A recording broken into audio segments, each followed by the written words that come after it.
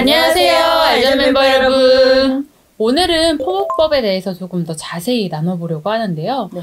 팝업법의 경우 양육자분들께서 많은 시도를 하고 있긴 한데 어려운 부분이 좀 많아서 내가 지금 하고 있는 게 팝업법이 맞을까? 제대로 하고 있는 게 맞을까? 생각하시는 분들이 많을 것 같아요. 그리고 팝업법 내용을 살펴보면은 너무 많아요. 내용들이 너무 많기 때문에 알잠에서 이미 만든 팝업법 1, 2 시리즈 한번 꼭 진행하시기 전에 체크 한번 해보시고 팝업법을 진행하시는 양육자분들에게 조금 도움이 되었으면 좋겠습니다. 질문을 좀 많이 받았는데 그 질문 중에 어머님들께서 궁금해하시는 하나가 팝업법을 하고 있는데 잠에서 깨면 또 팝업법으로 해야 할까요? 라는 맞아요. 질문들을 많이 하세요. 그래서 이 질문에 대해서 조금 자세히 다뤄보려고 합니다.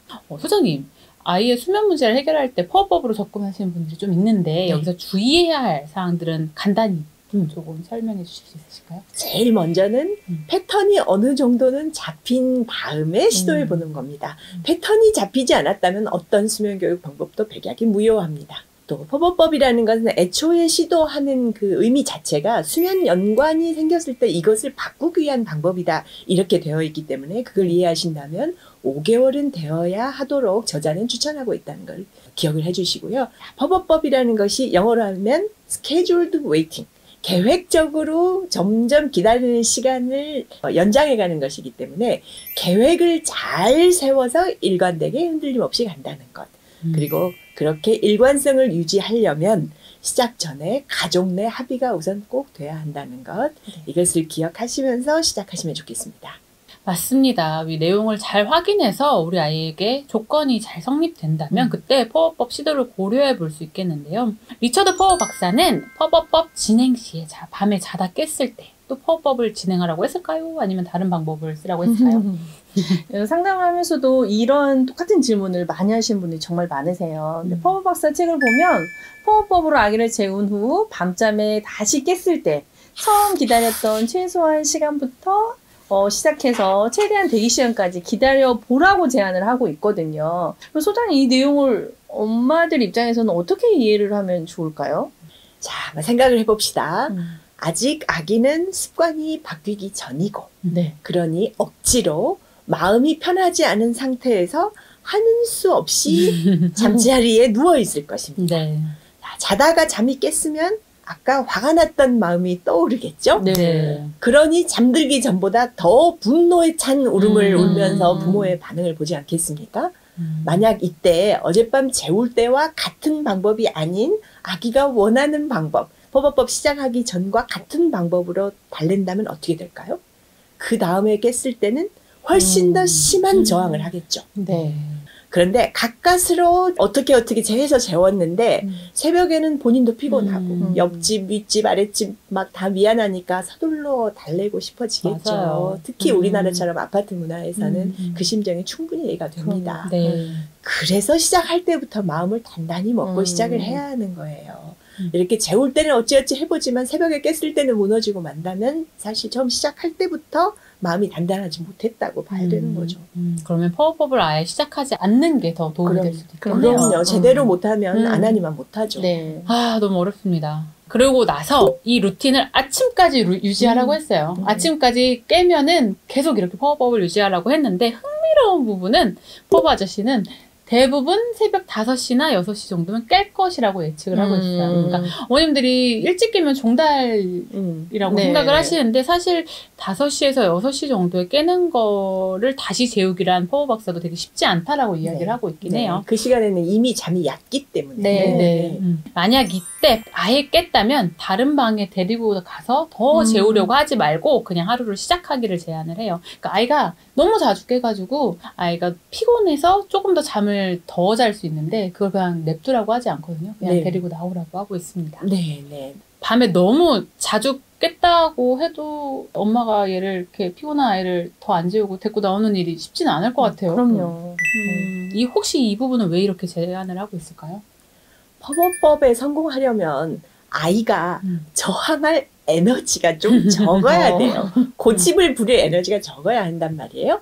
자, 그런데 아침에 늦게까지 자버려가지고 에너지가 넘친다. 그러면 저녁에 버틸 힘이 너무 짱짱하게 남아버리는 거예요. 그래서 팝업법을 시작할 때는 재우기 시작하는 시간을 평소보다 좀 더 늦게 하라고 네네네. 하잖아요. 이것도 같은 맥락으로 이해해야 되거든요. 그래서 아침에 아주 뭐 새벽 1~2시에 깨가지고 할 때는 처음과 똑같은 퍼벅법을 하지만 이미 이른 아침, 뭐 새벽 5~6시, 이제 이른 아침이 됐다면 그때는 더 재우려고 하지 말고 차라리 일어나게 해라는 것도 좀 피곤하게 해가지고 버틸 힘이 적게 해서 퍼벅법 성공까지 엄마보다 아기 에너지가 좀 적게 하자. 이런 뜻으로 이해를 하시면 좋겠습니다. 낮잠 부분도 좀 흥미로운데요. 낮잠에도 계속 퍼벅법을 진행해야 할까라는 질문들이 있는데 네네. 사실 일주일 정도 퍼벅법을 진행하겠다고 마음을 먹었겠지만 재울 때마다 아이 울음 견디는 게 쉽지는 않잖아요. 네. 그래서 이런 부분에 대해서도 질문이 많은 것 같습니다. 낮잠 때는 기본을 이렇게 생각하시면 좋겠어요. 낮잠은 아무리 길게 자야 1시간 반, 보통 1시간 내외잖아요. 네네.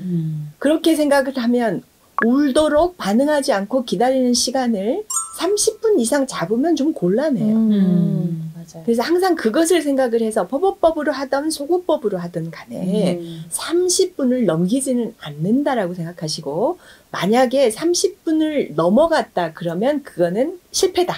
이번 타임은 실패다. 네. 그리고 나서 그 다음 더 중요한 거는 그 다음 낮잠까지 가능하면 깨어있도록 해야 되는 거죠. 그래야 수면과 각성이 확실하게 분리가 되지 않겠어요? 네. 대신 그 다음 낮잠은 조금 더 빨리 재울 수는 있겠죠.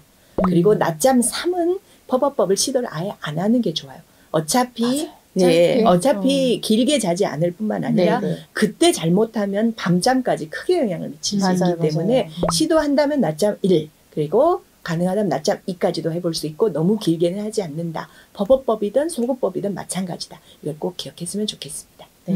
퍼벅법이든 소거법이든 엄마 아빠가 준비가 되지 않다면 그리고 아이가 또 성장과 발달적으로 준비되어 있지 않다면 정말 어려운 방법인 건 맞거든요. 그래서 준비를 철저히 해서 진행을 했으면 좋겠고 가능하면 전문가의 도움을 받아서 체크를 받아보고 그 다음에 아 괜찮겠다라고 판단이 들면 그때 진행하는 것도 도움이 되지 않을까 싶어요. 사실 수면교육 방법 여러 가지 중에 가장 효과가 있는 거는 소거법과 퍼벅법인 건 확실해요. 그렇지만 제대로 했을 때 이야기거든요. 맞아요. 예, 어설프게 했다가는 항상 반발이 훨씬 더 거세진다는 것을 생각을 하시면서 접근하시면 좋겠습니다. 그리고 퍼벅법을 할 때 아이의 컨디션을 좀 많이 체크를 해야 할 것 같더라고요. 이제 장시간 울기도 하고 엄마도 지치기도 하기 때문에 아이가 컨디션이 좀 안 좋고 아픈 경우도 캐치를 잘 못하고 강하게 밀고 가시는 분들이 계세요. 그런 부분은 좀 주의가 필요할 것 같아요. 육아를 조금 더 객관적으로 과학적으로 바라보고 싶으시다면 좋아요와 구독 눌러주세요. 꿀잠은 알잠.